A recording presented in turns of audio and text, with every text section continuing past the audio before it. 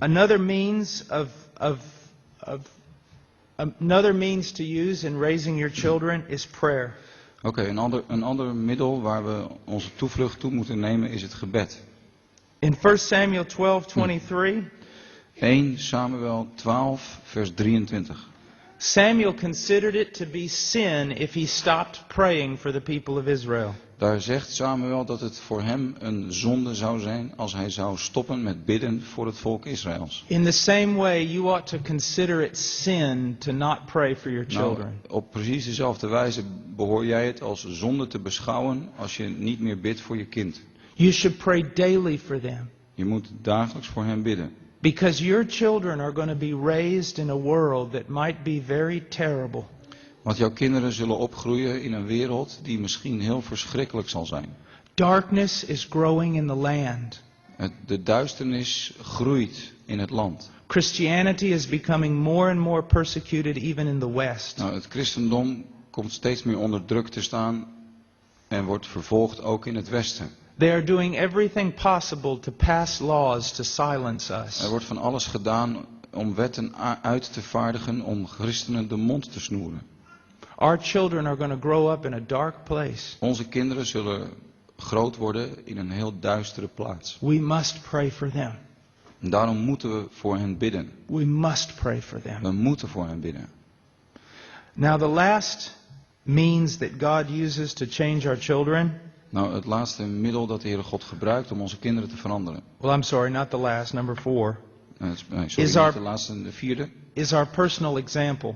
Is ons persoonlijke voorbeeld. In 2 Corinthians 11:1, 2 Korintiërs 11 vers 1. Paul said, "Be imitators of me, just as I also am of Christ." Wees allen mijn navolgers, zegt Paulus daar, gelijk ook ik Christus navolg. Now this is very important. Dus dit is heel belangrijk. If you as a parent are not following after Christ, als jij als ouder niet Christus navolgt, then everything you're doing is hypocrisy. Dan is alles wat je doet huichelarij. And your children are going to see it. En je kinderen hebben dat door. I have heard so many testimonies since I've been here this last week. Ik heb zoveel getuigenissen gehoord sinds ik hier vorige week ben aangekomen. About parents who are really religious outwardly. Over ouders die aan de buitenkant echt heel godsdienstig zijn. But inwardly there is no reality. Maar van binnen is er geen werkelijk geestelijk leven. I've heard of young people just raised in a very outwardly cold religious home. Nou, ik heb gehoord van kinderen die zijn opgegroeid in een gezin dat uiterlijk gezien wel heel godsdienstig was, maar eigenlijk heel koud was. That's one of the worst things. Nou, dat is een van de ergste dingen. For you to tell your children, we follow Jesus. Als je als ouder dan tegen je kinderen zegt, wij volgen Jezus. And your children watch you. Maar je kinderen kijken naar je. And they realize what that means to you is you go to church on Sunday. En dan beseffen zij, of dan realiseren zij zich, oké, wat dat dus voor jou betekent, is dat je op zondag naar de kerk gaat. But it doesn't reflect the rest of your life. Maar in de rest van je leven kan ik daar niks van terugvinden. And they learn to be hypocrites. Dus leren ze van hun ouders om ook te huichelen. They learn what it means not to follow Jesus. Ze leren van hun ouders wat het betekent om Jezus niet te volgen. Or they watch the way you treat their mother. Of ze zien aan jou als vader hoe jij met hun moeder omgaat. Or they see the anger that's in the home. En ze kijken naar de boosheid die er is thuis. Or they see that you're not living for the kingdom. En ze zien dat je niet echt leeft voor het koninkrijk van God. You're living for things. Maar dat je leeft voor spullen. You see, you have got to live this thing. Zie je hoe belangrijk het is dat je het christelijk geloof leeft? You've got to live the Christian life before your children. Dat je het christelijke geloof voorleeft voor je kinderen. I can teach my children about prayer. Ik kan mijn kinderen onderwijzen over gebed. But you know what a better lesson is? Maar weet je wat een veel betere les is? It's 1:30 in the morning. Het is 1:30 in de nacht. My little boy is thirsty. Mijn kleine jongetje heeft dorst. He gets up out of bed. Dus hij staat op. He goes to the kitchen. En hij wandelt naar de keuken. And he walks by my study. En hij wandelt langs mijn studeerkamer. And the light's on. En daar brandt nog licht. And he looks through the door very En quietly. hij kijkt naar binnen, het is allemaal heel stil in het huis. And his dad is praying, En zijn vader is in gebed. crying out to God. En die roept het uit tot God. Now that's a lesson. Nou, dat is een les. They've got to see it in your life. Ze moeten het kunnen zien in je leven. Another way in which the Lord can work in your child is through you spending time with your child. Een andere wijze waarop de Heere God werkt in het leven van je kinderen is wanneer jij tijd met hem besteedt, doorbrengt. Mark chapter 3 tells us that Jesus called the disciples so that they would be with him. Marcus 3 zegt dat Jezus de discipelen riep opdat zij met hem zouden zijn. I believe that most of society has been shaped by the designs of the devil. Ik geloof dat het meeste in onze samenleving vorm heeft gekregen door de ontwerpen van Satan. To turn people away from God and to disintegrate the family. Met als doel om mensen te doen afkeren van God en om het gezin uit elkaar te laten vallen. Just think several generations ago. Nou, denk eens aan enkele generaties geleden. A father had a profession, let's say. Een vader die een bepaald beroep uitoefent. He was a carpenter. Hij was een timmerman. Or a blacksmith. Of een loodgieter. When his boy was old enough to walk, Als zijn zoon oud genoeg was om te lopen, his boy went with him to work. ging zijn jongetje met hem mee. His boy worked with him when he got older. En de jongen die ging met hem mee als hij verder opgroeide. The boy was constantly with his father. Dus de jongen was voortdurend met zijn vader. That doesn't happen anymore, does it? Maar dat gebeurt heden ten dagen niet meer. Father goes to work. De vader gaat naar zijn werk. He may be there for 10, 12 hours. En daar is hij voor 10 tot 12 uur. The boy goes in another direction Maar de jongen gaat een hele andere kant op. to be with a bunch of other boys. Om met andere jongens te zijn. Your son becomes a companion of fools. En je zoon heeft veel omgang met dwazen. And he is trained by fools. En hij wordt onderwezen door dwazen. That's what's happened in our society. En dat is wat er plaatsvindt in onze maatschappij. The family segregates us. The world segregates the family. Ja, de wereld die rukt het gezin uit elkaar. Mom is there. Mama is daar. Dad's way over there. En vader is helemaal daar. The son's over there. En de zoon is helemaal daar. The daughter's over there. En de dochter is daar. And they come together at night to sleep. En s'avonds komen ze allemaal weer naar huis om daar te slapen. And you are not at all the primary influence in the life of your child. En de ouders zijn niet de hoofdinvloed in het leven van hun kinderen. You have to find a way to take your children back. Maar je moet nadenken over wegen om je kinderen weer bij jezelf te krijgen. To spend time with them. Om tijd met hen door te brengen. Now think about this for a moment. Dus denk hier eens over na. Let's say your child is awake for 16 hours a day. Nou, stel je voor dat je kind 16 uur per dag wakker is. Let's say he spends 10 hours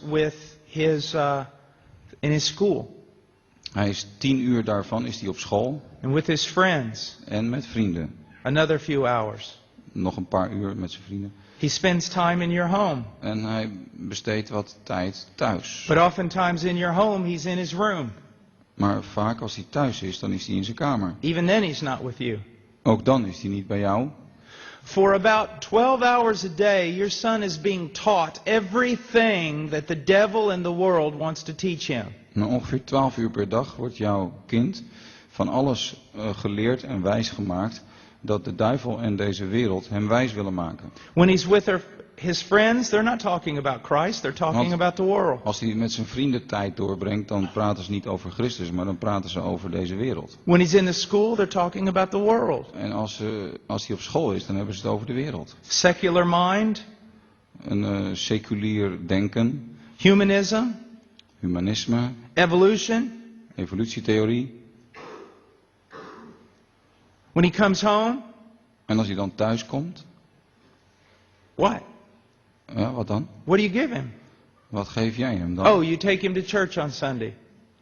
Oké, je neemt hem mee naar de kerk op zondag. So for an hour a week, Dus 1 uur per week he hears a story about Noah hoort hij een verhaal over Noach and Joseph's pretty coat, en de mooie mantel van Jozef. and none of it means anything in the real world. Maar niets daarvan heeft betrekking op zijn echte wereld. That's why you've got to spend time with your children. En dat is de reden dat je tijd moet doorbrengen met je kinderen. You've got to show them this is real. Je moet hen laten zien dat het echt is. You've got to live it out before them. En je moet het hen voorleven. Christ has to be the center of your home. En Christus moet het centrum van je gezin vormen.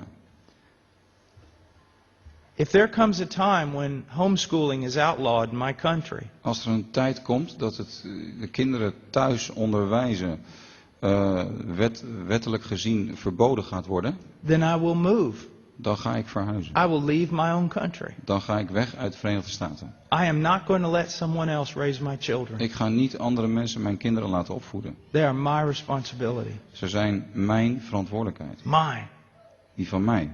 And I can't give that to someone else. En ik ga dat niet uit handen geven aan anderen. Because even if I want to, Want zelfs als ik dat zou willen, God will judge me. dan zou God mij oordelen. Now, I'm not saying you have to homeschool. Ik zeg niet vanmorgen dat jij ook je kinderen thuis scholing moet But I'm geven. saying this, you better start investing your life Maar in your children. Wat ik wel tegen je zeg is dat je maar beter er werk van kan maken om je eigen leven te investeren in dat van je kinderen. You better start teaching them about Jesus Christ. Je kunt er maar beter werk van maken om ze te onderwijzen over Christus. And the reality of what this world really is. En hoe deze wereld werkelijk is. Spend time. Dus breng tijd met hen door. Now what you want to do, brothers, is you want to write out the priorities in your life. Nou, wat goed is, broeders, om te doen is om alle prioriteiten in je leven te rangschikken. And you want to see if your priorities are the same priorities Jesus has. En het is goed om te kijken of de prioriteiten die jij hebt overeenkomen met de prioriteiten die Jezus had. Your number one priority with regard to time. Als het gaat om prioriteiten met het oog op het gebruik van je tijd. You must grow in Scripture. In de eerste plaats moet je groeien in kennis van de schriften. If you're a husband, you're a wife, Als je een echtgenoot of echtgenote bent, father, mother, vader, moeder, you must grow in the is Scriptures. het belangrijk dat je groeit in kennis van de Bijbel. You must grow in prayer. En dat je groeit in gebed. You must grow in conformity to Christ. En groeit in gelijkvormigheid aan Christus. You can't teach something you don't have. Want je kunt niets onderwijzen dat je zelf niet bezit. Number one priority. Dus dat is de eerste prioriteit. Number two priority. De tweede, The strength of your marriage. de kracht van je huwelijk. If you're a man or a woman, that's your priority. The strength of your Als marriage. je man of vrouw bent, dat moet ook prioriteit zijn als getrouwd iemand. De kracht van je huwelijk. Number three. In de derde plaats, Raising your children to know Christ. je kinderen opvoeden opdat ze Christus kennen. Let me ask you a question. Laat me je deze vraag stellen. Let's say that tomorrow you discover that your child has a terminal disease. Stel dat je er morgen achter zou komen dat jouw kind lijdt aan een ongeneeslijke ziekte. Your child is going to die Dat je kind zal gaan sterven, unless you find a cure. tenzij er een oplossing wordt gevonden. How would that change your life? Nou, hoe zou dat jouw leven veranderen?